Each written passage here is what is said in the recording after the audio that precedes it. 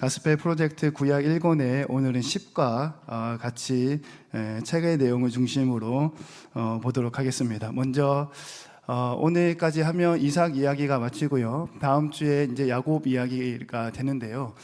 이번 주 다음 주가 좀 중요합니다. 왜냐하면 오늘 그 결론부터 이야기하면 완벽하지 않은 가정을 통해서 하나님은 역사하실 겁니다. 할렐루야. 우리 가정이 많이 부족하고 연약해도 하나님은 그런 가정을 통해서 일하시는데요. 그럼 우리가 계속해서 연약한 가정으로 쭉 유지하면 되느냐? 그렇진 않습니다. 그 이야기가 야곱에 가서 다시 나오게 되는 거죠. 자, 오늘 보겠습니다. 먼저 지난주 언약을 재확인하시는 하나님에 대해서 공부를 했는데요. 복습하겠습니다. 지난주에 여러분들이 같이 공부했던 거 기억나시나요? 세 가지 내용을 같이 나눴습니다. 첫 번째는 하나님은 특별한 방법으로 하나님의 약속을 지키십니다 라고 해서 이 약속을 지키는 주권이 하나님께 있다, 이제 이런 이야기를 같이 나눴습니다. 그래서 보통 고대 근동에서는 첫째 아이, 장자에게 주도권이 있지만 하나님이 일부러 바꾸셨다, 이런 이야기를 했고요. 두 번째, 하나님은 자격이 없는 사람에게도 약속을 지키시고 언약을 지키신다 라고 이야기하면서 아브라함도 아내를 속였고 이삭도 아내를 속이는 그 장면들을 우리가 살펴봤습니다. 그리고 세 번째는 그 하나님의 약속의 완성이 어디에서 이루어지냐면 야곱 때까지 이어지면서 하나님은 우리와 함께 하심으로 그 약속을 이루십니다 라는 내용을 지난주에 같이 살펴봤습니다. 그리고 오늘은 오늘 본문 말씀을 통해서 연약한 가정을 통해서도 일하시는 하나님에 대해서 말씀을 나눠보도록 하겠습니다. 오늘 강의 목표인데요. 오늘 강의 목표는 첫 번째는 이제 책의 내용을 좀 주도적으로 같이 나누려고 합니다. 책에 있는 내용을 읽어가면서 같이 말씀을 나누고요. 기억해야 될 단어가 있다면 이제 연약한 가정을 기억을 하시면 되겠습니다. 좀 깨어진 가정 또는 상처가 있는 가정을 하나님이 역사하신다라는 거죠. 그리고 거기 안에는 신학적인 핵심 내용이 담겨져 있는데요. 먼저 신학적인 주제에 대해서 한번 같이 읽어보면 좋겠습니다. 신학적 주제입니다. 시작. 하나님은 우리의 삶을 주관하시며 우리의 역기능에도 불구하고 때로는 우리의 역기능을 통해 자신의 계획을 이루어 가십니다. 아멘. 그러니까 하나님께서는 그 주도권이 하나님께 있습니다. 하나님이 우리의 삶을 주관해 나가시는데요. 우리의 역기능에도 불구하고, 그러니까 우리가 부족해도, 우리가 연약해도, 우리가 실수가 많고 우리가 실패해도, 우리가 죄를 지어도 하나님은 그러한 우리의 역기능을 통해서도 하나님의 계획을 이루어 가십니다. 끝끝내는 완성해 가십니다 라는 것이 오늘 공부할 신학적인 주제입니다. 오늘은 책에 나와 있는 세 가지 내용을 살펴볼 건데요. 첫 번째, 같이 한번 읽겠습니다. 시작. 하나님은 엮이는 가정을 통해서도 계획을 이루십니다. 둘째, 하나님은 속이는 자를 통해서도 계획을 이루십니다. 셋째, 하나님은 낙심한 자를 통해서도 계획을 이루십니다. 아멘. 요 세 가지 내용을 오늘은 중점적으로 보도록 하겠습니다. 먼저 도입인데요. 한번 생각해 보죠. 우리의 가정은 어떤가? 오늘은 가정 이야기를 할 건데요. 우리의 가정은, 여러분들의 가정은 어떻습니까? 이게 그냥 즐겁게 이야기하는 겁니다. 사랑이 넘치는 가정이 있을 수도 있고, 좀 편애가 심한, 5손가락 깨물면 다 아프지만 덜 아픈 손가락이 있고 또 더 많이 아픈 손가락이 있잖아요. 저는 첫째 아이를 편애합니다. 지금 애들이 없어서 하는 얘기입니다. 첫째 아이가 저랑 똑 닮았기 때문에 저는 첫째 아이를 좀 더 좋아합니다. 더 많이 아픕니다. 깨물면. 우리 가정 안에 이제 사랑이 넘치는 가정이 있을 수 있고, 아니면 또 의도적으로 또 나쁘게 편애하는 그런 가정이 있을 수도 있죠. 있을 수도 있습니다. 그리고 우리가 뭐 아침 드라마나 이런 데 보면 콩가루 집안이다 뭐 이런 이야기 웃으면서 하는데요. 좀 많이 깨어진 거죠. 관계가 많이 깨어지고 많이 좀 어긋나 있고, 부부 간의 관계도 좋지 않고 부모님과의 관계도 좋지 않고 형제들과의 관계도 좋지 않는 좀 이제 많이 깨어진 가정이 아마 있을 수도 있을 것 같아요. 오늘은 같이 성경 공부하면서 본인의 가정에 좀 대입을 하면서 같이 말씀을 나누면 좋겠습니다. 물론 그 누구나가 다 사랑이 충만한 가정을 꿈꿉니다. 모두가 다 아름다운 가정을 꿈을 꾸지만 우리가 현실적으로 느낄 때는 그렇지 않다. 이걸 우리가 많이 느끼는 거죠. 근데 위로가 되는 것이 무엇이냐면 하나님께서 그 언약을 이루어 가시는데 아브라함, 이삭, 야곱의 가정으로 이렇게 이어가시잖아요. 그리고 이제 다음 주에 야곱에 갔을 때는 개인에게 역사하시는 하나님의 내용이 나오는데 아브라함이라는 가정 1대죠. 이삭의 가정 2대째잖아요. 야곱의 가정이 3대째잖아요. 이 3대째 가정은 저 세 개 중에 어디에 속하냐면 완전히 콩가루 집안에 속한다라고 이야기해도 전혀 어색하지 않을 정도로 편애하고, 그렇죠? 속임수가 난무하고, 그리고 그 속임수 때문에 죽이려고 분노하고 미워하고 이런 내용들이 이 3대 집안에 걸쳐서 이야기가 나옵니다. 그러니까 이삭의 가정, 오늘 이삭의 가정 이야기를 살펴볼 건데요. 아시는 것처럼 아빠 이삭은 에서를 편애했습니다. 그러니까 첫째 에서를 편애했는데요. 뒤에서 나오겠지만 첫째라서 편애한 게 아닙니다. 그 편애한 이유가 또 따로 있습니다. 그래서 그랬는지 엄마 리브가는 둘째 야곱을 또 편애했어요. 벌써 이제 편가르기가 이제 된 거죠. 뭐 영적으로 보자면 우리가 잘 아는 것처럼 장자권이라는 영적인 선물이 있는데 그 장자권을 헐값에 팔아버리는 그 에서의 모습을 우리가 또 볼 수가 있죠. 또 아버지를 속이고 형을 속이는 야곱의 모습도 볼 수가 있고요. 그리고 거기에 분에 못 이겨서 반드시 쫓아가서 죽이리라 이야기하는 또 형의 모습도 보게 됩니다. 그리고 이 모든 것을 주관하고 계획하고 영모를 꾸민 중심 인물이 누구냐면 엄마였다라는 거죠. 그러니까 이 모든 내용이 창세기 27장 안에 다 압축해서 나오고 있습니다. 근데 중요한 사실은요, 이러한 역기능적인 가정, 그러니까 상처 입고 연약하고 실수가 많은 이 가정을 하나님이 버리지 않는다라는 거예요. 그리고 오히려 하나님은 이러한 가정을 통해서, 그러니까 상처가 많은 가정을 통해서 하나님의 계획을 이루어 가시는 모습을 보게 되죠. 그러니까 오늘 우리가 함께 나누는 가장 중요한 메시지는 상처받은 연약한 가정을 통해서 하나님은 역사하신다. 이 말씀이 은혜가 되기를 주님의 이름으로 축복합니다. 먼저 첫 번째입니다. 오늘 책 108페이지에 보면 첫 번째 같이 한번 읽겠습니다. 제목 시작. 엮이는 가정을 통해 계획을 이루십니다. 아멘. 하나님은 엮이는 가정을 통해 계획을 이루십니다. 제가 앞에 PPT에는 내용이 많아서 준비는 못했고요. 책에 보시면 108페이지 첫 번째 문단과 두 번째 문단이 나오는데요. 창문마다 스테인드 글라스라는 구분이 있죠. 그 부분 첫 번째, 두 번째 문단 우리 같이 한번 읽겠습니다. 창문마다 스테인드 글라스가 아름답게 빛나는 교회를 떠올려 보십시오. 성경의 유명한 장면들이 창마다 담겨 있습니다. 그런데 가까이 다가갈수록 그 장면들은 흐릿해지고 결국 눈앞에는 화려한 유리 조각들만 남습니다.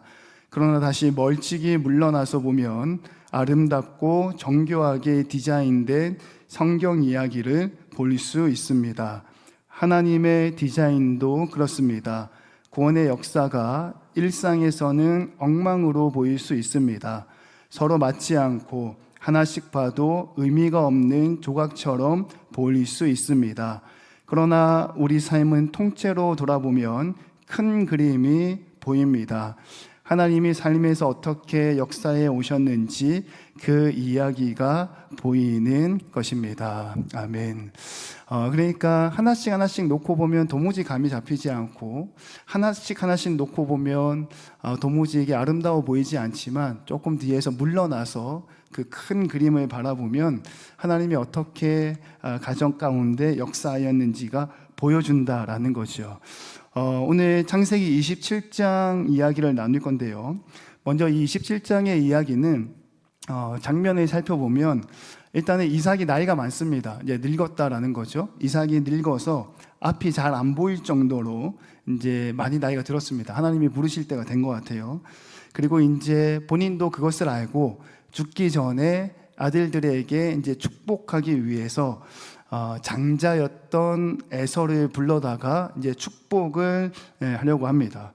근데 이삭이 에서에게 축복을 하려고 했던 이유는 뭐냐면 창세기 25장 28절 말씀에 나오는데 이삭이 그 첫 번째 아들을 편애했기 때문입니다. 그리고 그래서 그랬는지 모르지만 그 엄마는 둘째 아들을 또 첫째보다 더 사랑합니다. 성경 말씀 창세기 25장 28절 말씀을 같이 한번 읽겠습니다. 시작. 이삭은 에서가 사냥한 고기를 좋아하므로 그를 사랑하고 리브가는 야곱을 사랑하였더라. 27장 5절도 있습니다.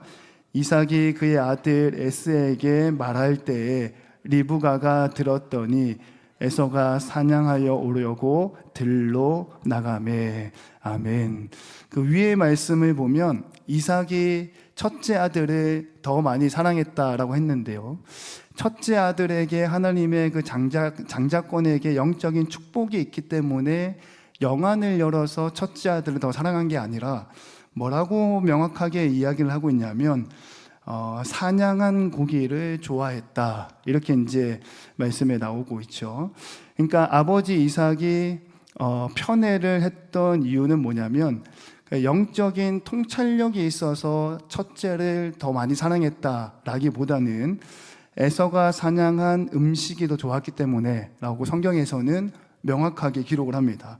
그러니까 영적인 통찰이 아니라 육신의 기호 때문에, 육신의 기호에 대한 판단 때문에 아버지가 첫 번째 아들을 더 많이 사랑했다라고 명확하게 선을 긋고 있습니다. 그러니까 어머니 리브가는 둘째 아들 야곱을 조금 더 많이 사랑하고 편애했는데요. 어머니가 더 무서운 것 같아요. 어머니가 더 무서운 것 같은데 어느 정도로 어머니의 편애가 심했냐면 하나님은 분명히 첫째 아들에게 복을 주신다라고 말씀을 하셨는데도 불구하고 다른 방법이 있어서, 인간적인 방법이 있어서 그 장자권을 뺏어올 정도로 아주 치밀하게 계획을 하는 모습을 보게 됩니다. 그리고 여기에 이제 야곱이 어머니 말씀에 순종하게 되는데요. 야곱 뭐라고 얘기하냐면 이거 잘못하다가 들키면 저주받는다라고 이야기하면서도 어머니 말에 순종하고 결국은 그 잘못된 계획을 따르게 된다라는 거죠. 그러니까 27장 말씀에 나오는 그 장면, 제일 처음으로 봐야 될 거는 아버지 이삭은 나이가 많았다.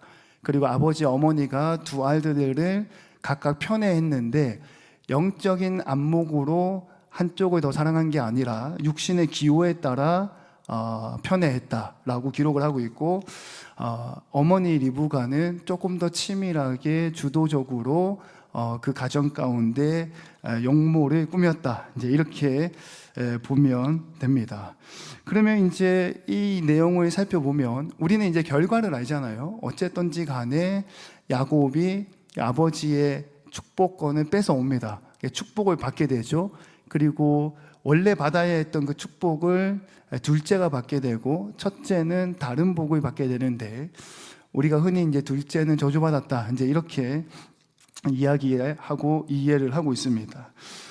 그러면 이제 첫 번째 이제 질문이 생기는데요. 이렇게 리브가가 뭔가 교묘하게 또는 가정 안에서 완벽하지 못해서 약점이 있어서 상처가 있고 실수와 실패가 있는데도 불구하고 왜 하나님은 이거를 적극적으로 나서서 교정하지 않으셨을까? 이제 이런 질문이 생긴다라는 것이요. 그래서 우리가 명확하게 해야 될 것은 무엇이냐면 우선 하나님은요, 이 리브가가 이렇게 속이는 교묘함을 결코 좋아하지 않으셨다라는 것을 명확하게 해야 됩니다.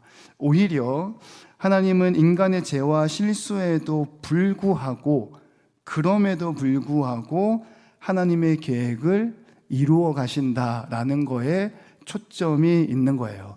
이거를 조금 더 신앙적인 언어로 풀어보자면, 상처받은 연약한 가정이라 할지라도 하나님 보시기에, 또는 남들이 보기에도, 그러나 그럼에도 불구하고 하나님께서는 그 가정을 통해서 역사하신다라는 것이 첫 번째 내용입니다. 책의 111페이지입니다. 111페이지 위에 문단 그러나라고 되어져 있는데요. 그 그러나라고 되어져 있는 문단 같이 한번 읽겠습니다. 그러나 이 모든 계략에도 불구하고 하나님의 은혜는 계속되었습니다. 하나님은 약속을 지키셨습니다. 인간의 권모술수와 죄악은 세상을 구속하시려는 하나님의 계획을 막을 수 없습니다. 라는 것이 첫 번째 주제를 통해서 우리에게 알려주는 중요한 내용입니다. 하나님은 인간의 죄와 실수에도 불구하고 연약한 상처받은 가정을 통해서도 하나님의 계획을 이루신다라는 것이 첫 번째입니다. 자, 그러면 이어지는 111페이지에 보면요, 두 번째 내용이 나오는데요. 두 번째 소제목도 우리 같이 한번 읽겠습니다. 시작.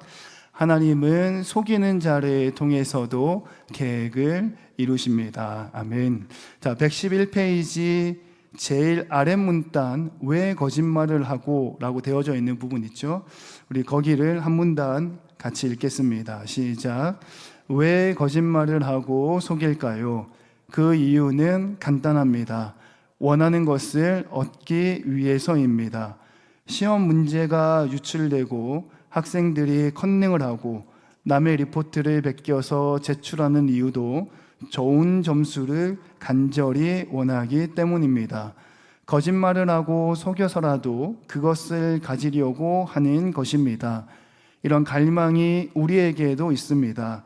야곱은 축복에 대한 갈망 때문에 아버지에게 거짓말을 했습니다. 이야기가 어떻게 진행되는지 성경을 살펴보겠습니다. 자, 두 번째 주제는 뭐냐면 속이는 자가 나온다는 겁니다.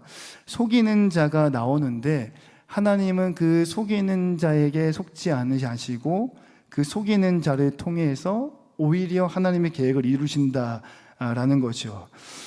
우리가 아는 것처럼 에서는 털이 많고 목소리도 굵고 좀 거친 남자 느낌이 있고요. 야곱은 좀 맨들맨들한 이런 남자의 느낌을 가지고 있습니다. 그래서 야곱이 이제 속이잖아요. 아빠가 이제 눈이 좀 어두워서 잘 못 보고 잘 못 들으니까 형의 옷을 꺼내 입고, 또 아버지가 좋아하는 사냥터에서 잡아온 요리, 그거를 이제 본인이 할 수 없으니까 엄마가 만들어가지고 그 요리까지 아주 치밀하게 준비합니다. 옷에는 또 몸에는 털을 딱 이렇게 만들어가지고 붙이죠. 그리고 이제 아버지한테 감히 가서 아버지를 속이는 거예요. 애서인 척 하면서 아빠 이삭 앞에 서는데, 아빠 이삭이 처음에 좀 의심을 합니다. 말씀을 읽어보시면 아시겠지만 목소리는 동생 야곱 같은데 이렇게 만져보니까 털도 있고 옷도 에서 옷을 입고 있어서 에서인 줄 알고 속아서 야곱에게 이제 축복을 하는 게 이 장면의 아주 클라이막스죠. 창세기 27장 22절과 23절 말씀입니다. 앞에 자막에 나오는데요. 창세기 27장 22절과 23절 말씀을 같이 한번 읽겠습니다. 야곱이 그 아버지 이삭에게 가까이 가니 이삭이 만지며 이르되 음성은 야곱의 음성이나 손은 에서의 손이로다 하며 그의 손이 형 에서의 손과 같이 털이 있으므로 분별하지 못하고 축복하였더라. 아멘. 요 22절과 요 23절 말씀이 이제 아버지를 속여서 축복을 가로채는 아주 이제 중요한 장면입니다. 여기 이제 신학적인 핵심적으로 우리가 살펴봐야 할 부분이 있는데요. 하나님의 주권과 이제 인간의 책임이라는 부분입니다. 가장 먼저 우리가 기억해야 되는 것은 뭐냐면 야곱이 속였잖아요. 어머니하고 같이 계획을 짜서 눈이 어두운 아버지를 속였는데 이 속인 거는 명확하게 잘못된 겁니다. 속인 거는 명확하게 하나님이 원하지 않으시는 부분이고, 성경 말씀도 야곱이 이 속임수를 쓴 거에 대해서 아름답게 미화하거나 그런 내용은 찾아볼 수 없습니다. 오히려 우리가 아는 것처럼 이 속임수에 대한 대가를 아시는 것처럼 라헬을 얻기 위해서 외삼촌 라반에게 속아서 14년 동안 그 대가를 치르잖아요. 그리고 고향에서도 수십 년간 떨어져 타지에서 생활을 하게 됩니다. 이제 첫 번째 장면에서, 이 속이는 장면에서 우리가 기억해야 될 것은 무엇이냐면 속임수는 잘못된 겁니다. 이거를 절대 두둔하고 넘어가서는 안 됩니다. 왜냐하면 그 속임에 대한 대가를 야곱이 철저하게 치릅니다. 고향 땅을 20년 넘게 떠나가 있었고 외삼촌에게도 본인이 속죠. 본인이 속였는데 본인이 이번에 속아서 14년간 고생했던 내용들 기록을 하고 있습니다. 이게 첫 번째고요. 그러나 동시에 그럼에도 불구하고 하나님이 이미 야곱을 선택하셨다라는 부분입니다. 이 부분은요, 우리가 지난주에 나눴던 내용이에요. 지난주에 나눴던 내용인데, 하나님의 선택은 인간의 행실에 달려있지 않다라는 겁니다. 하나님의 신실함은 인간의 신실함에 달려있지 않다라는 거죠. 인간의 행위의 결과가 하나님의 뜻을 바꿀 수 없다라는 겁니다. 지난주에 우리가 언약을 다시 한번 확인하는 하나님에 대해서 말씀을 나누면서 첫 번째가 소제목이 뭐였냐면, 책에 나오는데요, 하나님은 특별한 방법으로 약속을 지키신다라는 것이 첫 번째 내용이었어요. 그리고 특별한 방법으로 약속을 지키는데, 그 특별한 방법이 뭐냐면, 고대 근동에서는 첫째 아이가 첫째 아이, 둘째 아이가 둘째 아이인데, 하나님이 내 태중에 두 나라 국민이 싸우는데 작은 자가 큰 자가 되고 큰 자가 작은 자를 섬기게 될 것이다 라고 특별한 방법으로 하나님의 약속을 다시 한번 재천명하셨던 장면이 나옵니다. 그러니까 리브가가, 어머니가 아주 교묘하게 지혜를 써서 아버지의 첫 번째 아들에게 줘야 하는 축복을 교묘하게 내가 뺏어와서 우리 둘째 아들이 복을 받았다가 아니라는 거죠. 그 축복의 주도권을 누가 가지고 있냐면 하나님이 이미 가지고 계신다라는 거예요. 그리고 그렇기 때문에 리브가하고 둘째 아들 야곱이 치밀하게 계획을 세운 것은 나쁜 거고 그냥 지나갈 수 없기 때문에 하나님이 나중에 야곱의 외삼촌을 통해서 또는 고향 땅을 떠나 있게 되는 모습을 통해서 그 반드시 대가를 치르게 된다라는 거죠. 이 부분에 대해서요, 그 칼빈이라는 그 종교개혁자가 있는데요, 이 칼빈이라는 종교개혁자가 창세기 주석을 쓰면서 뭐라고 이야기를 하고 있냐면, 혹시 글씨가 작은데 보이시면 같이 한번, 이거 방금 읽었던 이 성경 말씀의 내용을 칼빈이라는 주석자가 창세기 말씀을 주석하면서 이렇게 설명을 하고 있습니다. 같이 한번 읽겠습니다.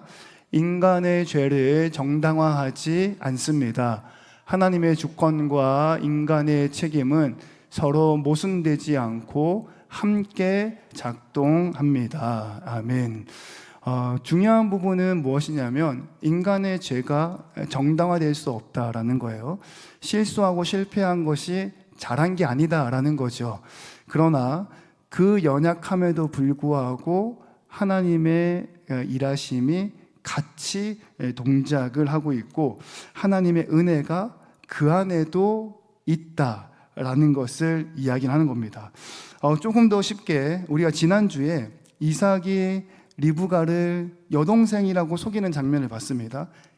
그러나 그럼에도 불구하고 하나님이 약속을 재천명하시는 장면을 보죠. 이삭의 아버지 첫 번째로 우리가 다뤘는데요. 아브라함도 마찬가지잖아요. 아브라함도 자기의 아내 사라가 너무 예뻐서 동생이라고 누이라고 속이는 장면이 나오죠. 그러니까 인간의 잘못된 행실이지만 그럼에도 불구하고 하나님께서 은혜를 주셨다라는 거죠. 근데 이러한 속임수의 역사가 반복이요, 그 3대째까지 이어지는 모습은 흥미롭다라는 거예요. 그리고 인간의 잘못된 모습은 정당화될 수가 없다, 이게 첫 번째고, 그러나 그럼에도 불구하고 하나님이 역사하시는데 이것을 뭐라고 얘기하냐면 하나님의 신실하심은 인간의 신실함에 달려있지 않다라고 이해가 되게 되는 겁니다. 자, 이제 마지막 세 번째로 넘어가겠습니다. 세 번째 소제목인데요, 같이 한번 읽겠습니다. 시작. 하나님은 낙심한 자를 통해서도 계획을 이루십니다.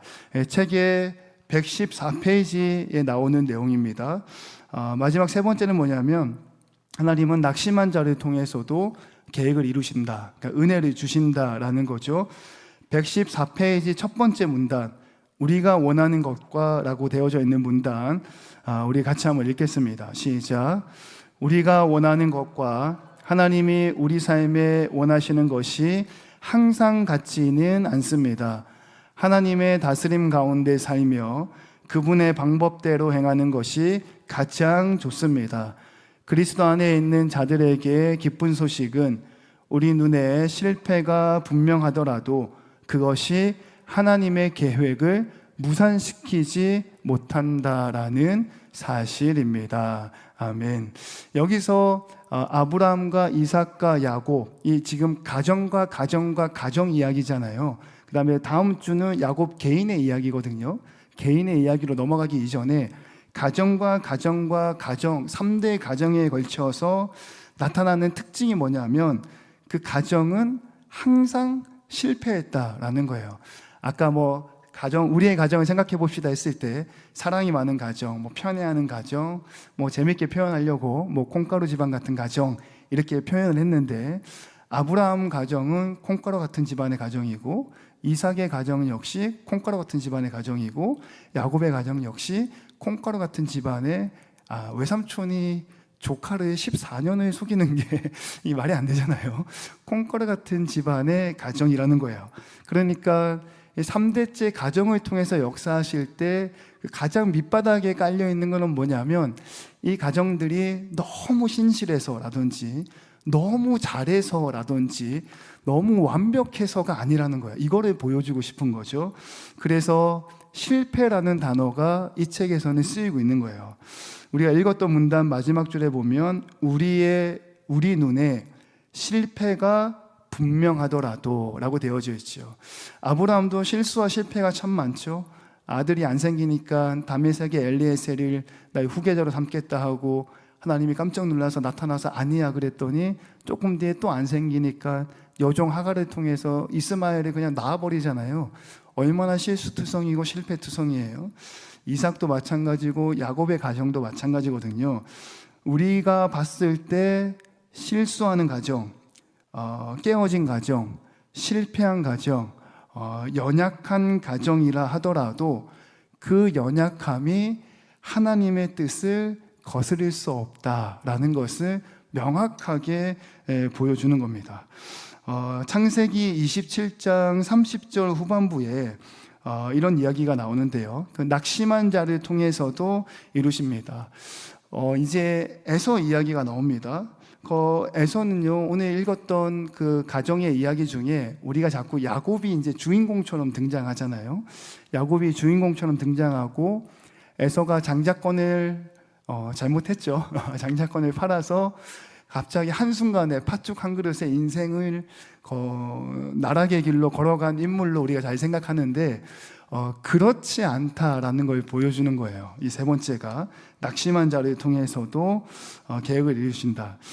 야곱이 이제 축복을 받고 자리를 떴습니다. 자리를 뜨고 나니까 에서가 이제 막 다시 들어오죠. 진짜 사냥을 하고 고기를 잡아서 별미를 만들어서 에서가 아버지한테 뺐다 왔는데 그때 아버지 이삭이 깜짝 놀라고 두려워서 떨면서 네 아우가, 네 동생이 나를 속여서 네가 받아야 할 복을 뺏어갔다, 이제 이렇게 이야기를 합니다. 그리고 그 이야기를 들은 에서가 너무 분해서 울고, 또 나중에는 울다 못해 분에 치밀어 올라서 내 반드시 야곱을 죽이리라, 이런 장면들도 보세요. 그 믿음의 가정, 아브라함의 믿음의 가정, 이삭의 믿음의 가정, 또 이어지는 야곱 이야기도 나오겠지만 믿음의 3대 집안의 가정이 이처럼 엉망입니다. 이처럼 실수가 많고요, 실패가 많고 연약하고 나약한 가정이에요. 근데 그 실패가 하나님의 역사를 막을 수 없다라는 겁니다. 에서가 뭐라고 이야기하냐면요, 창세기 27장 34절과 또 38절에 그 에서의 울분 섞인 이야기가 나타납니다. 같이 한번 읽겠습니다. 27장 34절입니다. 에서가 그의 아버지의 말을 듣고 소리질러 슬피 울리며 아버지에게 이르되 아버지여 내게 축복하소서, 내게도 그리하소서. 38절도 읽습니다. 에서가 아버지에게 이르되 내 아버지여, 아버지가 비를 보기 이 하나뿐이리이까 내 아버지여 내게 축복하소서, 내게도 그리하소서 하고 소리를 높여 우니 라고 말씀에 기록이 됩니다. 에서가 왔는데요, 상황이 이제 끝이 난 거잖아요. 축복이 빼앗기고 그거를 또 가르친 게 엄마가 그랬단 말이에요. 엄마가 동생하고 계략을 세워가지고 그러니까 이제 슬픈 거죠. 분에 차는 거죠. 그 34절 말씀에 울다라는 그 단어가 나오고요, 또 38절 말씀에 또 울다라는 단어가 나오는데요, 요거를 좀 히브리어로 살펴보면 34절 말씀에 에서가 그의 아버지의 말을 듣고 소리질러 슬피 울며 라고 나오는데요, 여기서 이제 울며라고 번역된 단어가 비명이라는 뜻을 가지고 있고 절규라는 뜻을 가지고 있어요. 그러니까 엄청난 충격을 받고 비명을 지르다라는 뜻을 담은 단어입니다. 단순히 울었다라는 뜻이 아니죠. 또 38절 말씀에 보면 내게도, 끝자락에 내게도 그리하소서 하고 소리를 높여 울었다라고 되어져 있는데요, 이 울었다라는 히브리어 단어는 좀 다른데요, 통곡했다라는 뜻이 있고요, 이건 어떤 뜻을 담고 있냐면 상실감을 가지는 거예요. 상실에 대한 슬픔. 그래서 내 인생이 끝났구나, 나는 여기까지구나 라는 상실감을 가지고 있는 단어를 씁니다. 그러니까 이게 34절과 38절에 에서의 감정 변화가 너무 잘 나타나는 거죠. 속았다라는 이야기를 딱 들었을 때 어떤 느낌이었냐면 억울함과 충격을 받는 거예요. 그리고 절규와 비명이 이제 터져 나오는 거죠. 그리고 이제 그 사이에 아버지가 내가 너에게 더 이상 해줄 축복이 없다, 가장 좋은 축복은 동생이 뺏어갔다, 이렇게 이야기하니까 38절에 내 인생은 이제 여기서 끝났구나 라고 마음에 상실감이 들어서 이제 울었다, 이제 이렇게 나옵니다. 그러니까 에서가 굉장히 낙심했다라는 것을 볼 수가 있는 거예요. 에서가 이 장면에서 중요한 인물입니다. 굉장히 중요한 인물인데요, 첫 번째로 우리가 살펴봐야 될 부분은 뭐냐면, 우선 아까도 얘기한 것처럼 성경은 사람의 실수와 실패와 죄를 정당화하지 않습니다. 미화하지 않습니다. 하나님이 그게 좋다고 여기지 않으신다라는 거죠. 그러니까 에서는 우리가 잘 아는 것처럼 이미 장자권을 팥죽 한 그릇에 팔았다, 이제 이렇게 나오죠. 그러니까 무슨 말이냐면 현실적인 눈앞에 보이는 것 때문에 눈에 보이지 않는 영적인 권리를 포기했다라는 거예요. 내가 지금 배가 고픈데 하늘나라가 무슨 소망이 있냐라는 거죠. 그 내용이 창세기 25장 29절에서 34절까지 나오는데요, 조금 길지만 우리 같이 한번 읽겠습니다. 29절에서 34절입니다.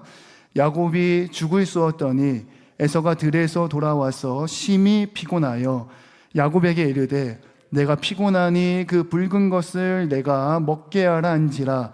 그러므로 에서의 별명은 에돔이더라.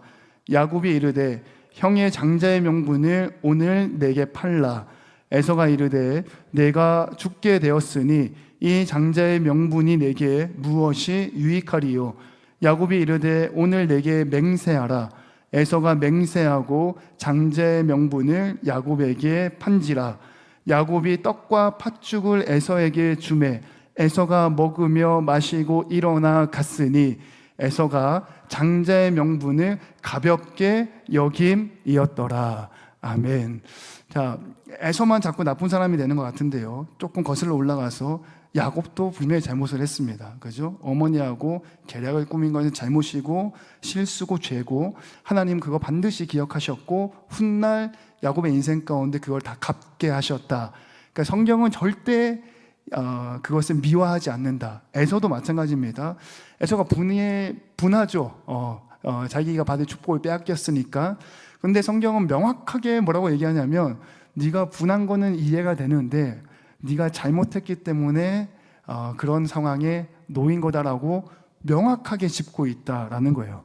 그리고 그 잘못이 뭐냐면 단지 눈앞에 있는 배고픔 때문에, 그러니까 현실 때문에 영적인 것을 등한시했다라는 거죠.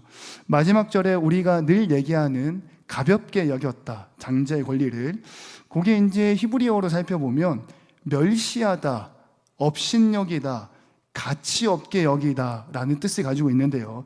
그러니까 이게 다른 말로 하면 뭐가 되냐면 에서가 배고픔이라는 현실적인 고통 앞에서 보이지 않는 하나님의 약속, 하나님의 은혜, 그 장자권을 아무 쓸데없는 종이 조각처럼 취급했다라는 거예요. 이거 다른 말로 하면 에서는 배고픔이라는 현실적인 고통 앞에서 눈에 보이지 않는 하나님 자체를 멸시했다라는 거예요.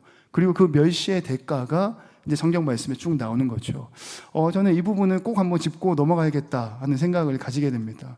오늘날 우리가 현대인이 신앙생활 할 때 에서와 같은 상황을 맞이하는 경우가 굉장히 많거든요. 그렇죠? 우리 뭐 청년들도 계시지만 직장 생활하랴, 또 가정 생활하랴, 또는 장사하랴, 또는 여러 믿지 않는 사람들과 관계를 맺으랴, 눈앞에 놓여있는 현실의 문제 때문에 눈에 보이지 않는 하나님을 예배하는 자리를 등한시하는 경우가 오늘날은 더 많다라는 거죠. 에서의 시대보다. 그리고 아무리 앞으로 가면 갈수록 더 그렇게 될 겁니다. 새벽에 일어나면 힘들죠. 육신이 피곤하다라는 현실의 그 감각 앞에서 눈에 보이지 않는 하나님을 여러분 혹시 멸시하고 계신 건 아닌가 한번 되돌아볼 수 있는 자극점이 되면 좋겠다 하는 생각을 가집니다.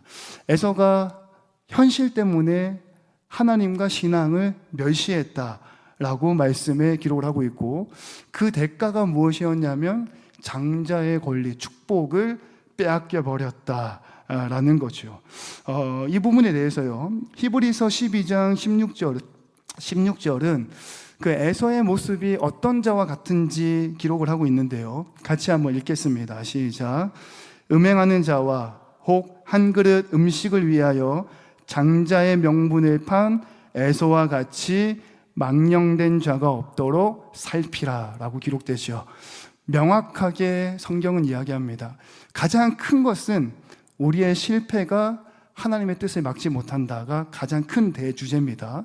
그러나 그 미명 아래에 나의 실패와 나의 죄를 그냥 쉬쉬하고 지나갈 수 없다라는 거예요. 성경은 그거를 아주 아프게 꼬집고 있어요. 장자의 명분을 판 에서를 음행하는 자하고 동급으로 놓고 있고요, 망령된 자라고 이야기를 하고 있습니다. 다시 한번, 우리가 현실적인 문제가 참 많이 있습니다. 건강의 문제도 그럴 수 있고요, 경제적인 부분도 그럴 수 있죠. 근데 그것 때문에 눈에 보이지 않는 하나님을 예배하는 또는 교회 사역을 하는 사역의 현장을 등한시하고는 있지 않은가를 한 번쯤은 짚어봐야 할 부분이다라는 거죠. 그 에서가 막 울었잖아요. 내가 억울해서 막 울었는데 이 운 거는요, 회개의 눈물을 흘린 게 아니라 그 결과, 자기가 장자권의 축복을 뺏겼다라는 그 결과에 대한 슬픔의 표현이었다라는 것이 표현이었다라는 겁니다. 자, 그러나 여기서 끝나면 굉장히 우울하게 이야기가 마치게 되겠지만 세 번째 제목이 무엇이었냐면 낙심한 자를 통해서도 하나님은 약속을 이루신다라는 거예요. 그러나 우리가 완벽할 수는 없잖아요. 아무리 애쓰고 수고하고 노력해도 우리의 한계가 분명히 있기 때문에 그러지 못하는 부분들이 나타납니다. 에서가 그랬던 것 같아요. 그러나 하나님은 그 에서를 완전히 버리지 않으셨다. 하나님의 돌보심에서 제외하지 않으셨다라는 것이 마지막으로 주시는 은혜입니다. 그 부분이 창세기 27장 39절에서 40절까지 말씀에서 기록을 하고 있습니다. 이 부분에 대해서 같이 한번 읽겠습니다. 39절과 40절입니다. 그 아버지 이삭이 그에게 대답하여 이르되 내 주소는 땅의 기름짐에서 멀고 내리는 하늘 이슬에서 멀 것이며 너는 칼을 믿고 생활하겠고 내 아우를 섬길 것이며 내가 매임을 벗을 때에는 그 멍에를 내 목에서 떨쳐버리리라 하였더라. 아멘. 요 39절과 40절의 말씀은요, 에서를 향한 아버지의 저주의 말씀이 아닙니다. 에서를 향한 하나님의 돌보심의 말씀입니다. 두 가지 관점에서 나오는데요. 첫 번째 관점은 뭐냐면 지리적이고 생존의 관점에서 봤을 때 거친 땅에서 독립적인 삶을 살게 될 것이다 라는 축복의 말씀인 거예요. 그러니까 39절 말씀해 보니까 너의 주소는 이라고 나오는데 기름지지는 않을 거야 이렇게 나오는 거예요. 거칠다는 거겠죠. 하늘에 이슬이 내리는 것과 같이 비옥한 땅은 아닐 거야 라고 나오는 겁니다. 거친 땅에서 독립적인 삶을 사게 될 거다라고 나오면서 40절 말씀에 뭐라고 나오냐면 그런 땅에 살 수 있도록, 그런 땅에서 그냥 굶어 죽는 게 아니고요, 그런 땅에서 살 수 있게끔 40절 앞부분에 너는 칼을 가지고 생활을 하게 될 거다라는 거죠. 그러니까 거친 땅에 몰아내놓고 너는 이렇게 실수했으니까 이 실패의 대가로 거친 땅에서 굶어 죽을 거야 이 이야기가 아니라 거친 땅에 너의 주소가 되겠지만 그 거친 땅 안에서도 독립적으로 살아갈 수 있게 될 것이다 라고 이야기를 하고요. 또 40절 끝자락에 보면 뭐라고 나오냐면 아우를 섬길 건데, 이거는 이제 하나님의 언약의 말씀이었잖아요. 매임을 벗을 때에 멍에를 목에서 떨쳐 버리겠다 이렇게 말씀에 기록이 됩니다. 멍에라는 게 조금 더 해석을 해보자면 뭐냐면 이게 낙인 같은 거예요. 너는 동생보다 못한 놈, 이런 낙인 같은 거. 복을 잃어버린 놈, 장자권을 팥죽 한 그릇에 팔아버린 놈이라는 낙인 같은 것이 이제 멍에라는 거죠. 그러나 그 멍에를 평생 지고 살아가는 것이 아니라 떨쳐버리리라 라고 이야기를 하고 있어요. 그러니까 그 멍에에서 벗어난다는 거죠. 그걸 실제로 야곱이 자신의 실수에 대해서 대가를 외삼촌 라반의 집에서 14년을 치르잖아요. 그 14년을 치르고 난 다음에 다시 고향으로 돌아올 때가 한 20년 정도 걸리는데, 고향으로 돌아왔을 때 에서는 이미 400명의 군사를 거느리고 그 땅에서 정착하고 살아갈 수 있는, 그러니까 동생이 없어도 스스로 살아갈 수 있는, 야곱의 도움이 없어도 척박한 현실을 딛고 당당하게 설 수 있는 존재가 된다라는 거죠. 그러니까 하나님이 에서를 외면하거나 버리신 게 아니라 그 에서에게도 여전히 돌보시는 은혜를 주고 있다라는 거예요. 그러니까 우리가 아무리 연약하고 부족하고 실수하고 실패가 있어도 하나님의 보호하심과 돌보심이 계속해서 이어진다라는 거죠. 블레이즈 파스칼이라는 그 신학자가 있는데요. 뭐라고 이야기를 하냐면, 이 장면을 딱 놓고 뭐라고 얘기하냐면, 인간은 비참한 존재이나 자신의 비참함을 깨닫는 순간에 위대해지기 시작한다라는 거예요. 내가 실수하고 실패하고 넘어졌구나를 깨닫고 하나님을 의지할 때에 하나님의 돌보시는 역사를 체험하게 된다라는 메시지가 되게 됩니다. 그리고 또 이 부분에 대해서요, 어거스틴이라는 그 초대 교부는 뭐라고 이야기를 하고 있냐면, 하나님의 도성이라는 책에서 이 부분에 대해서 하나님은 악한 의지들을 사용하시되 자신의 목적을 위해서 선하게 사용하신다. 인간이 의도한 것은 악이지만 하나님이 의도한 것은 선이시다 라고 설명을 하고 있어요. 그러니까 인간이 의도한 것은 악이다, 조금 거친 표현인데요, 실수하고 넘어진다라고 이해를 하면 되겠지요. 오늘 이 장면만 봤을 때 야곱의 기만, 리브가의 공작, 또는 에서의 망령된 행동, 또는 그 이삭의 영적인 무지, 이 모든 것, 그러니까 연약하고 나약하고 실수와 실패가 인간의 의도 악이라면, 하나님의 의도, 하나님의 선은요, 이들의 죄를 정당화하진 않습니다. 반드시 대가를 치르게 하시죠. 그러나 굉장히 미묘하게 얽혀있는 복잡한 얽힘을 사용해서 아브라함에게 약속하셨던 그 언약의 계승을, 선한 목적을 한치의 오차도 없이 완벽하게 하나님은 만들어 버리신다라는 거예요.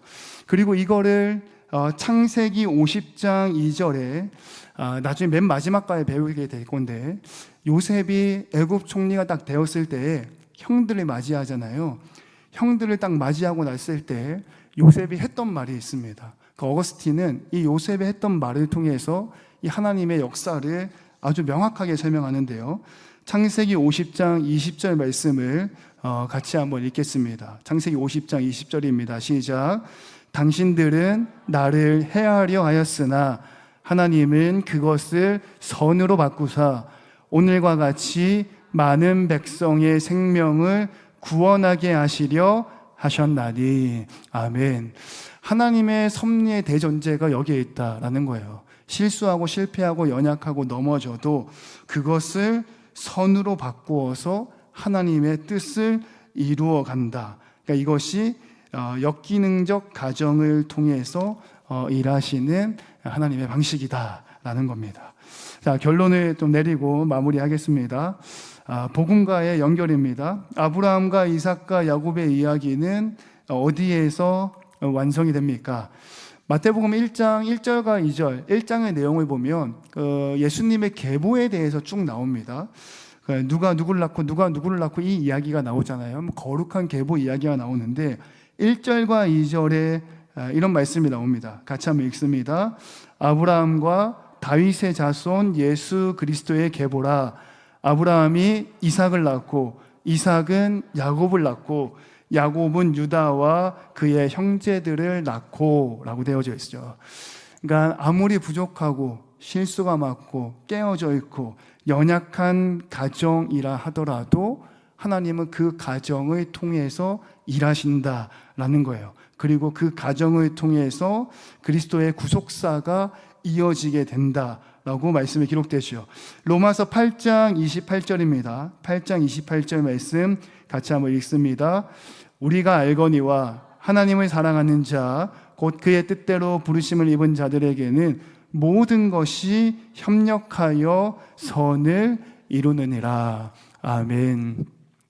우리가 선한 의지를 가지고 애쓰고 수고할 때, 그러나 그럼에도 불구하고 불가항력적으로, 또는 우리는 로봇가 아니기 때문에 실수할 수 있고 넘어질 수 있고 실패할 수 있고 연약한 모습을 보일 수 있죠.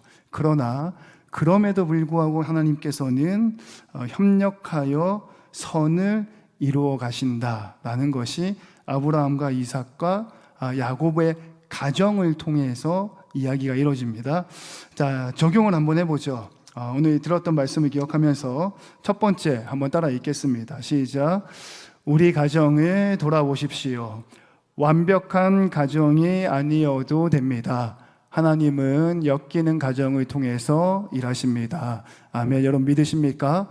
우리 가정이 완벽하지 않다 하더라도 하나님은 우리 가정을 통해서 역사하심을 믿을 수 있기를 축복합니다. 두 번째입니다. 두 번째도 같이 읽습니다. 시작.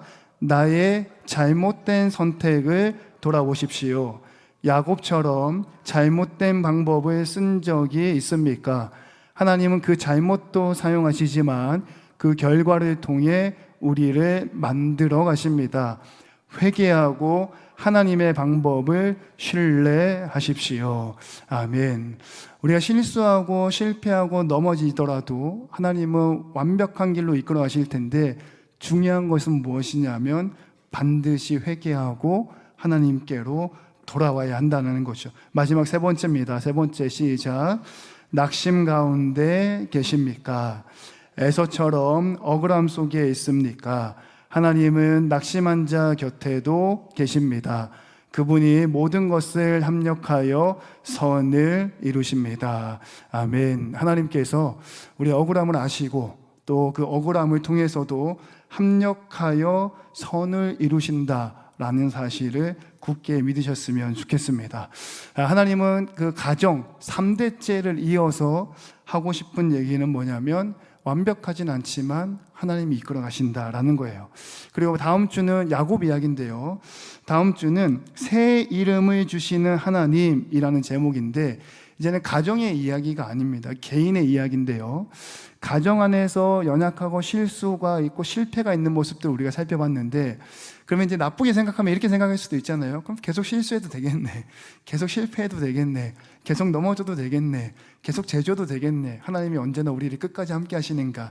그게 아니다라는 것을 다음 주 야곱을 통해서 알게 되게 될 겁니다. 마지막 기억해야 할 한 문장 한번 읽고 마치겠습니다. 시작. 하나님은 완벽한 가정이 아니라 은혜가 필요한 가정을 통해 일하십니다. 아멘. 이런 말씀의 은혜가 저와 여러분에게 함께 하시기를 주님의 이름으로 축원합니다.